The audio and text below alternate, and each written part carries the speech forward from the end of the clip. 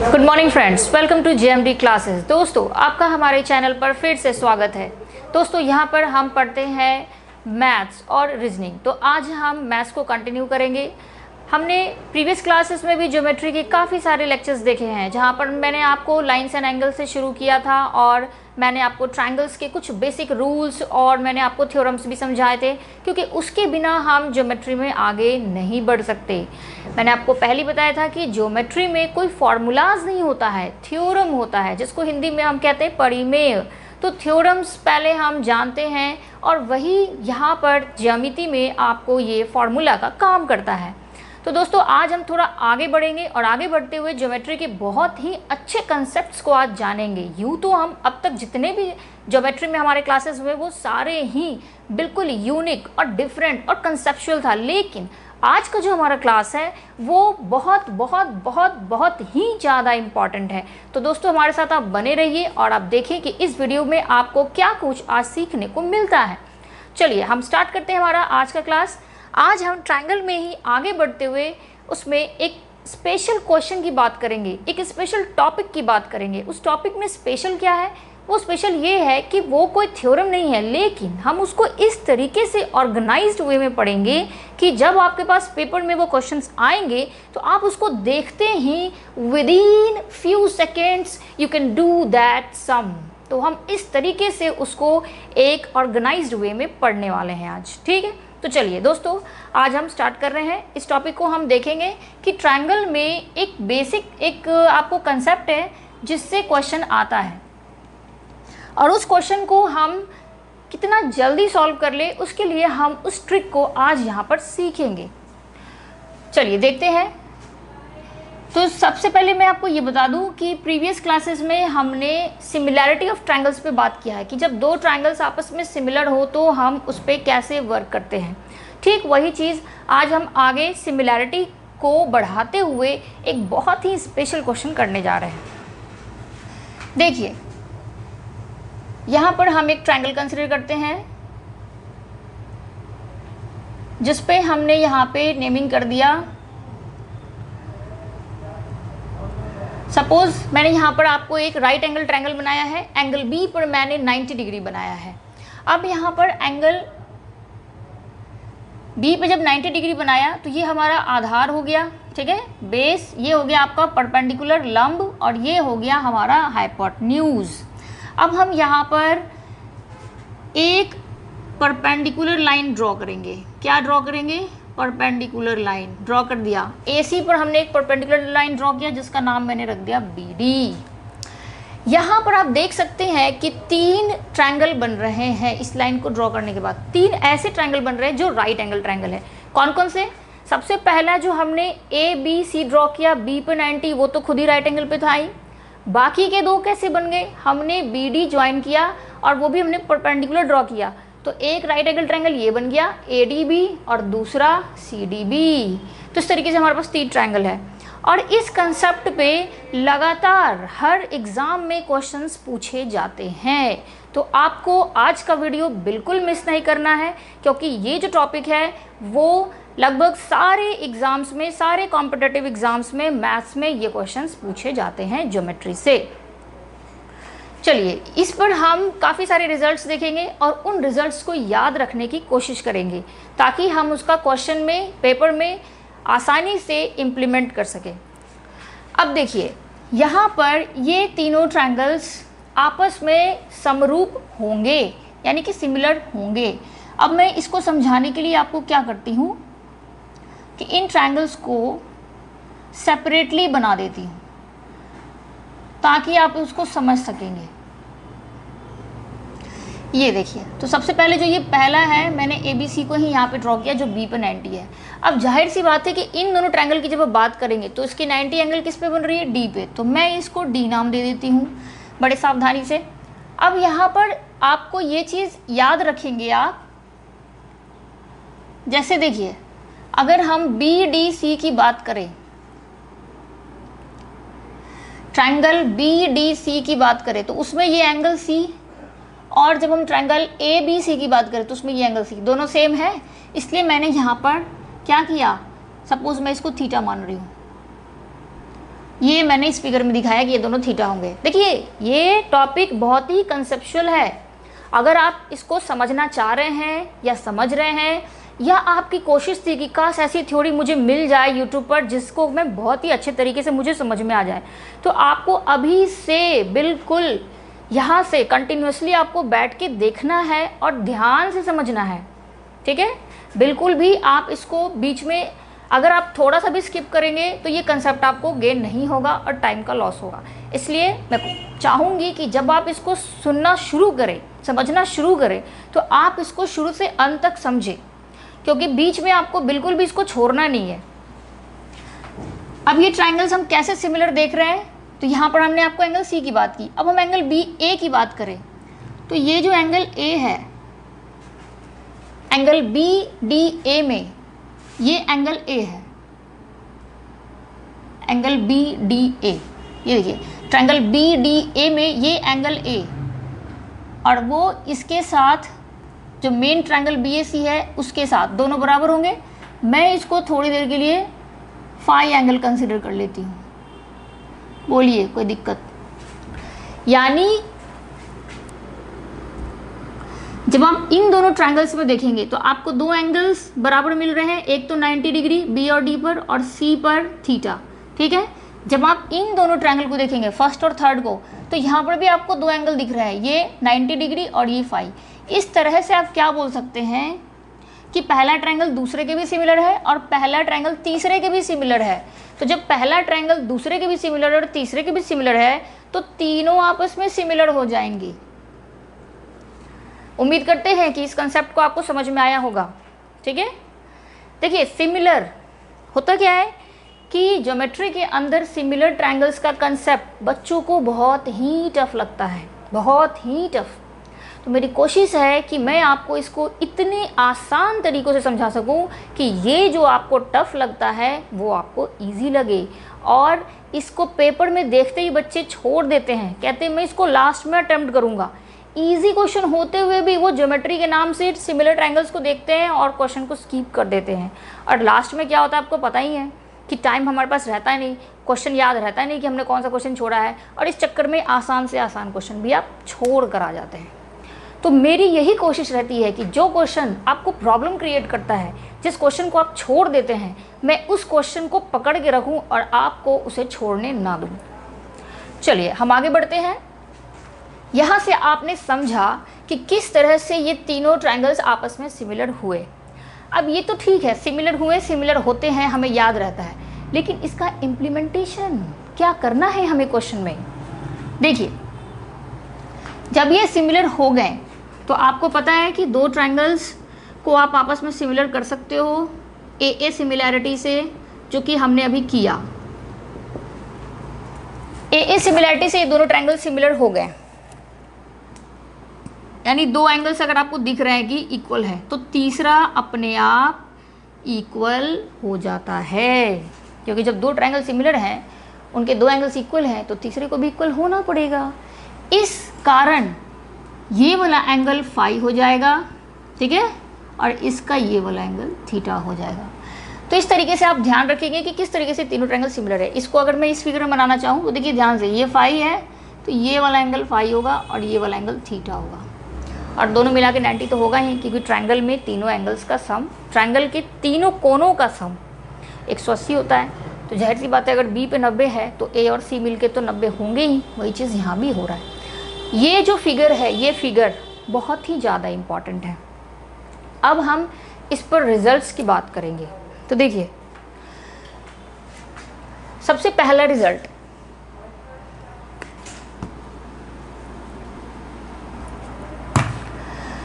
अगर मैं पहले रिजल्ट की बात करूं, सबसे पहला रिजल्ट,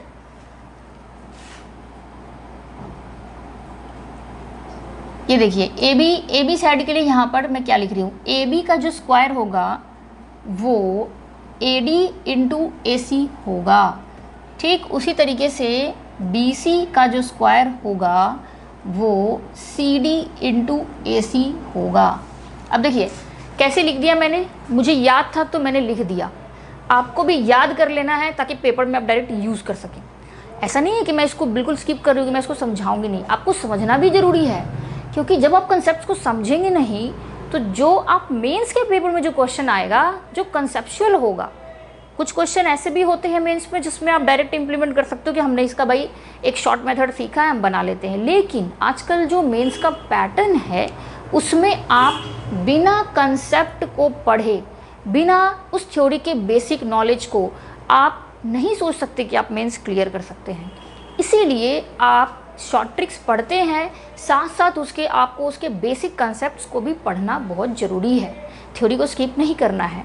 तो अभी मैं डायरेक्ट इसको लिख रही हूँ, जैसे मैं आसानी से लिख रही हूँ, आपको भी उतना ही आसानी से इसको अपने दिमाग में डाल लेना है, आपके लिए भी ये उतना ही आसान हो जाएगा। ठीक इस तरीके से आपको याद रखना है। कैसे याद रखना है, जैसे मैंने अभी याद रखा है मैं अब आपको बताऊँगी। तो पहले हम इसके रिजल्ट्स को देख लेते हैं, फिर इसके रिजल्ट्स को मैं प्रूफ करूँगी कि ये रिजल्ट्स आते कहाँ से हैं, लेकिन पेपर में आपको डायरेक्ट इम्प्लीमेंट करना है, यही है आपका शॉर्ट ट्रिक। तो चलिए आगे बढ़ते हैं। तीसरा रिजल्ट, अब जैसे मैंने यहाँ पर पहले ए बी के साथ ये रिलेशन लिखा, बिल्कुल सिमिलर रिलेशन बी सी के साथ भी है, तो मैंने बी सी के साथ ये रिलेशन लिख दिया। अब यहाँ पर एक रिलेशन आपको इन दोनों को डिवाइड करके भी याद रखना है कि अगर हम इसको डिवाइड करें,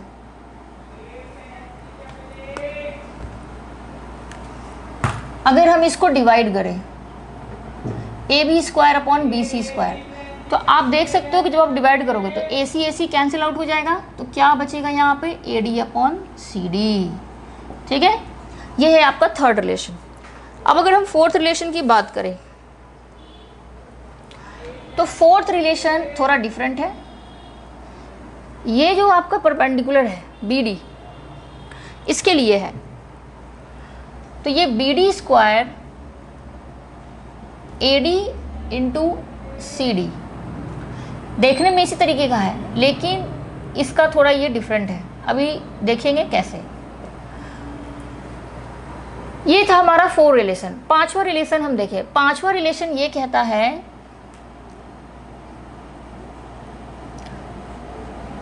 A B into B C is equal to B D into A C, ये रिलेशन है। और लास्ट इसका एक और रिजल्ट है, उस रिजल्ट में हमें ये देखना है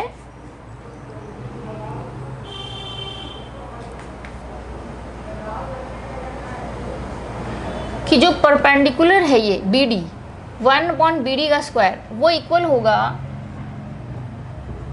ए बी के square plus 1 upon B C के स्क्वायर का। ठीक है, ये 6 रिलेशन है जो इस फिगर से क्वेश्चन पूछे जाते हैं। अगर आप इस 6 रिलेशन को माइंड में लोड कर लें तब इस पैटर्न के एक भी क्वेश्चन आप पेपर में नहीं छोड़ेंगे, सारे के सारे क्वेश्चंस आप बना डालेंगे।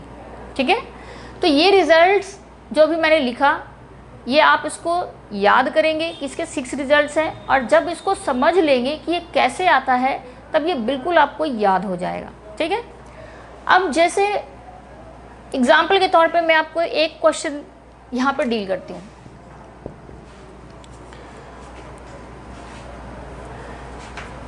चलिए, जैसे मान लीजिए आपको ऐसा क्वेश्चन दे देगा कि भाई एक ट्रायंगल है, आपको बोल देगा कि ए बी सी एक ट्रायंगल है और ए पे 90 डिग्री है, तो आप इस तरीके से बनाओगे डायग्राम कि हमने ए बी सी एक ट्रायंगल बना दिया और ए पे 90 डिग्री है। उसके बाद आपको बोल दे कि ए से हमें बी सी पर एक परपेंडिकुलर डाल दिया, ए डी डाल दिया, और आपको बोले कि सपोज बी डी की वैल्यू आपको 3 मीटर दे दे और सी डी की वैल्यू 4 मीटर दे दे, और बोले कि आप ए डी को फाइंड आउट करो, क्वेश्चन ये बोले। ठीक है, तो जब क्वेश्चन इस तरीके से बोलेगा कि एक राइट एंगल ट्रायंगल है, उसमें एंगल ए पर 90 डिग्री है, उसी 90 डिग्री वाले एंगल से आपको एक परपेंडिकुलर लाइन सामने ड्रॉ करना है, और आपको बोल दे कि बी डी की वैल्यू दे रखी है 3 मीटर और डी सी की वैल्यू दे रखी है 4 मीटर, तो आप ए डी निकालो। अब अगर जिन बच्चों ने इस कंसेप्ट को स्पेशली नहीं पढ़ा होगा, वो सिर्फ ज्योमेट्री में सिमिलैरिटीज़ के प्रॉपर्टीज़ और कन्ग्रुएंसी की प्रॉपर्टीज़ पढ़कर उसको आप कोशिश करेंगे वो कि अटैम्प्ट करेंगे तो उनको थोड़ा टाइम लग जाएगा। लेकिन अगर आपने इस कंसेप्ट को पढ़ रखा है कि ऐसे केस में ये तीनों ट्रायंगल सिमिलर होते हैं और उस बेसिस पर हमें ये 6 रिजल्ट्स पढ़ाए जाते हैं, तो आप इसका डायरेक्ट आंसर बोलोगे कि भैया यहाँ से हम कह सकते हैं कि AD, BD और CD में क्या रिलेशन होता है। जैसे ये वाला रिजल्ट अब देखें, यहाँ देखिए हमने यहाँ पे ये BD परपेंडिकुलर लिया था, तो BD स्क्वायर क्या है था AD इंटू CD, यानी इसको और इसको आप मल्टीप्लाई करते हो तो इसकी स्क्वायर को आप लिख देते हो।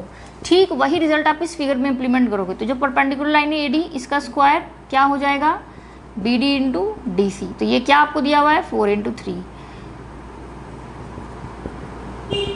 तो यहाँ से आप इसको क्या बताएंगे 4 3 जा 12, और जब ये स्क्वायर हटेगा तो इस पर क्या लग जाएगा रूट। तो रूट में आप इसकी वैल्यू बताएंगे, क्या बताएंगे 4 3 जा 12 होता है, तो 4 3 जा 12 और ये 4 बाहर आके 2 और 3 अंदर। तो जो ऑप्शन में 2√3 होगा उसको आप मार्क करेंगे। तो आपने देखा कि जो इतना टफ दिखने वाला क्वेश्चन उसको हमने कैसे फ्यू सेकंड्स में सॉल्व कर लिया। अक्सर ये ऐसा होता है कि ऐसे सवाल देखते ही बच्चे इवन टायर 1 के क्वेश्चन पेपर में भी जब 25 क्वेश्चंस आपको मिलते हैं उसमें जब भी इस तरीके के सवाल आते हैं तो बच्चों के दिमाग में ये कंसेप्ट रहता ही नहीं कि जिस पर वो इसको बना सके।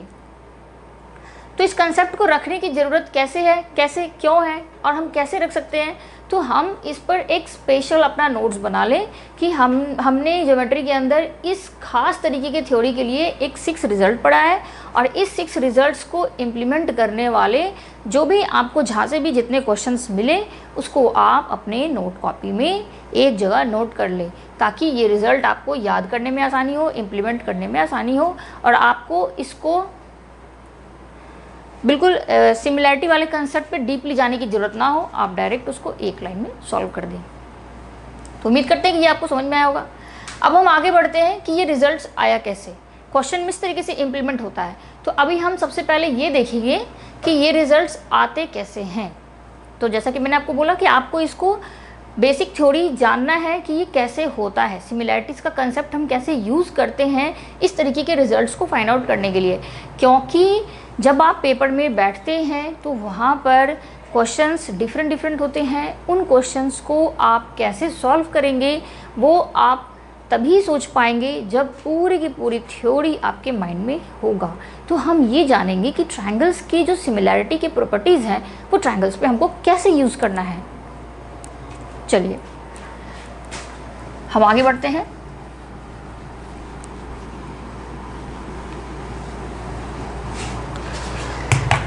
अब जैसे हम पहले रिजल्ट को देखें, फर्स्ट रिजल्ट, तो फर्स्ट रिजल्ट को प्रूफ करने के लिए आप देखिए AB का स्क्वायर है और ये है AD इंटू AC। सबसे पहले मैं आपको थोड़ा सा बेसिक रिवाइज करा दूं। बेसिक मतलब अगर दो ट्रायंगल्स सिमिलर हैं जो बच्चे हमारा ये वीडियो आज पहली बार देख रहे हैं मैं उनसे रिक्वेस्ट करना चाहूँगी कि इसको देखने से पहले आप इसका जो प्रीवियस लेक्चर है इसके डिस्क्रिप्शन में आपको नीचे लिंक मिल जाएगा, उसको आप ज़रूर देख लें क्योंकि उसमें मैंने सिमिलैरिटी ऑफ ट्रायंगल्स को पूरा डीपली सॉल्व किया है, समझाया है। उसके बाद इस क्वेश्चन पर हम लोग यहाँ पर आए हैं। तो जिन बच्चों को ये बिल्कुल से अचानक से नया लग रहा हो, जिन्होंने अभी तक मतलब बेसिक किया नहीं हो, उन्होंने अभी भी प्रिपरेशन शुरू की होगी, तो उनको थोड़ा ये डायरेक्ट इस क्लास से समझ में नहीं आएगा। तो आप कोशिश करें कि जो नीचे डिस्क्रिप्शन बॉक्स में लिंक दिया है पहले आप उन वीडियोस को देख लें, इसके इंट्रोडक्शन क्लासेस को देख लें, तब आपको ये ज़्यादा समझ में आएगा। और वैसे अगर आपको डायरेक्ट ये समझ में आ रहा हो तो बहुत ही अच्छी बात है ये मेरे लिए। चलिए देखिए, तो हम यहाँ पे बात कर रहे हैं कि अगर दो ट्रायंगल सिमिलर होते हैं तो हम यहाँ पे रिजल्ट यूज़ करते हैं कि इनका side ratio, corresponding side ratios, यानी यहाँ AB है तो यहाँ DE, यहाँ AC लेंगे तो यहाँ DF और यहाँ BC लेंगे तो यहाँ EF। ये हम रिज़ल्ट यूज़ करते हैं।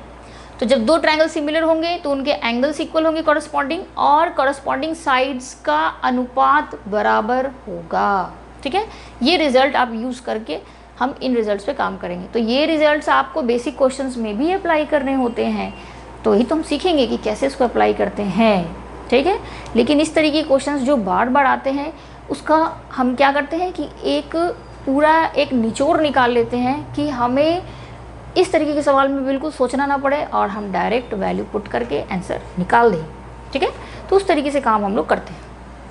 अब चलिए हम इसका यूज़ करके बताएंगे आपको कि किस तरीके से इस रिजल्ट्स को यूज़ करके हम इन सारी चीज़ों को प्रूफ करते हैं, फाइंड आउट करते हैं।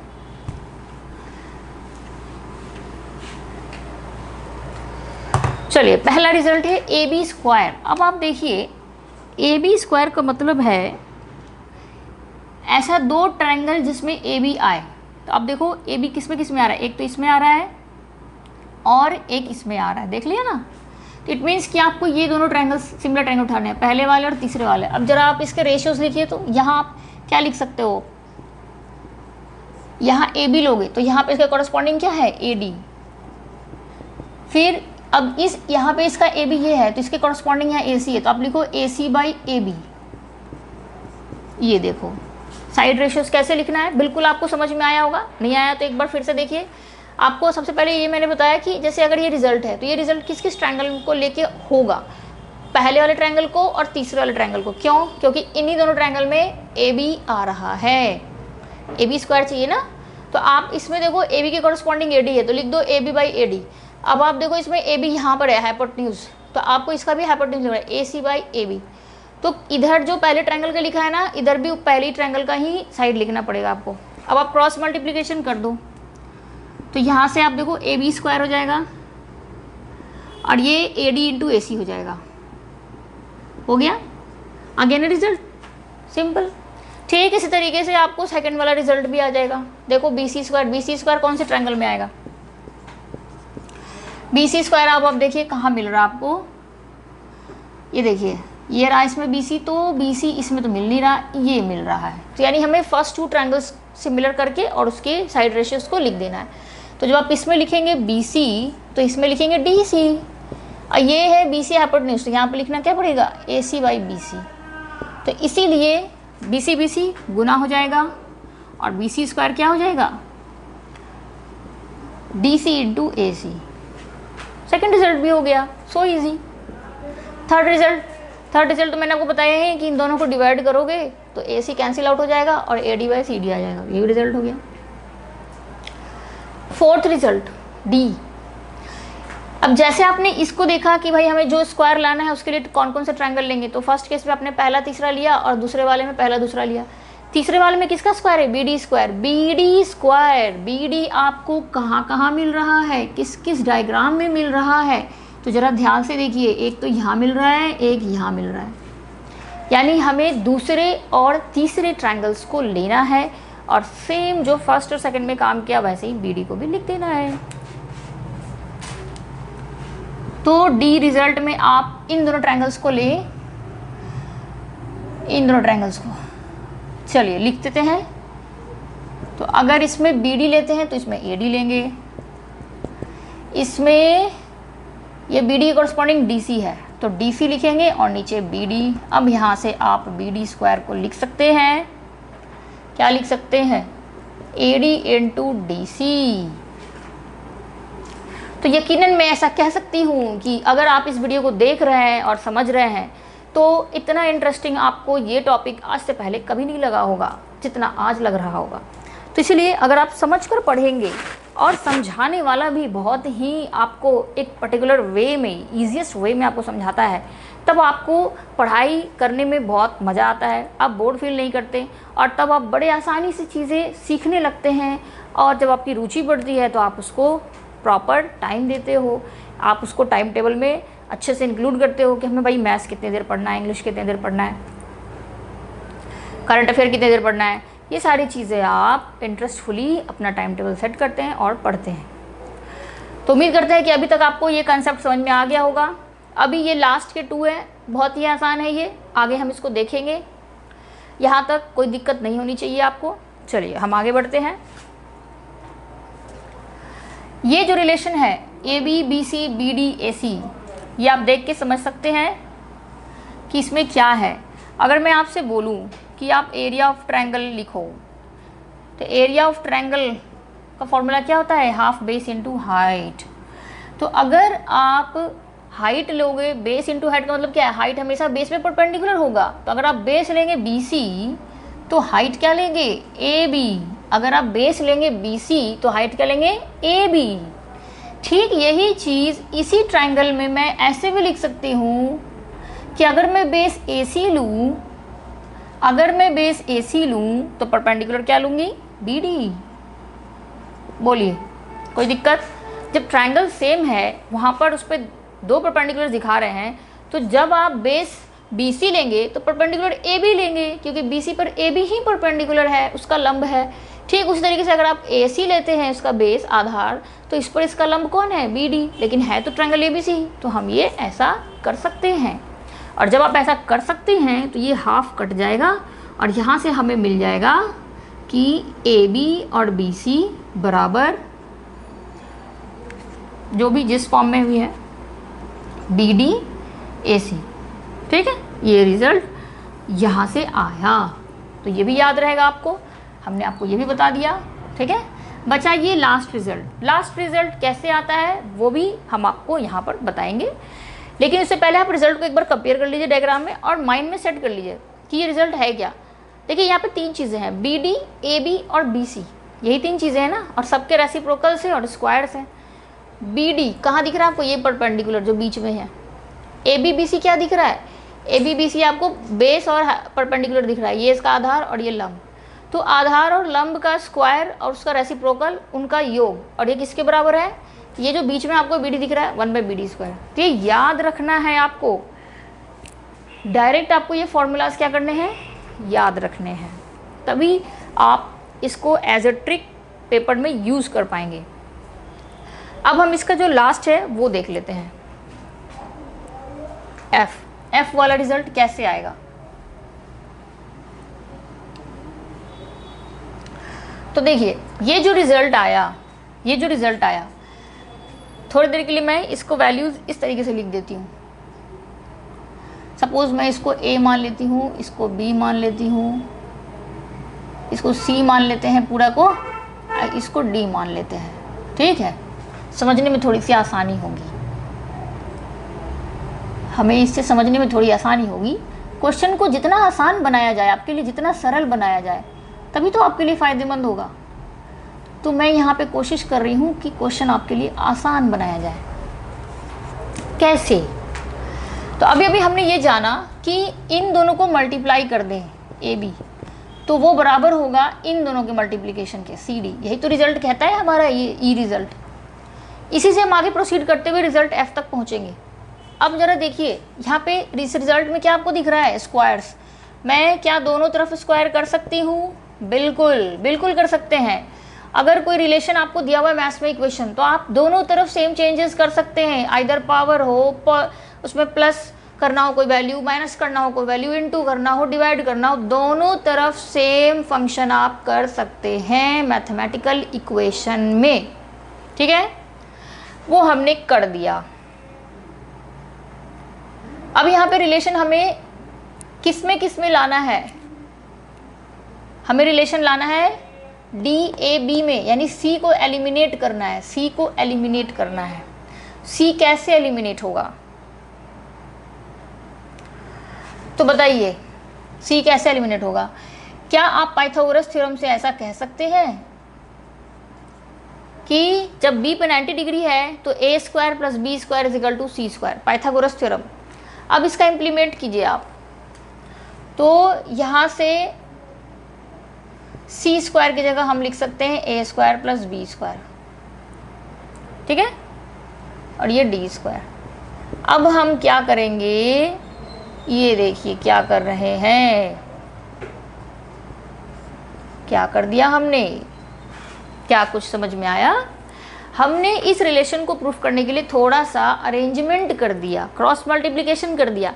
इन दोनों को उठा के इधर डिवाइड कर दिया इसके नीचे, और इस D² को उठा के इसके नीचे।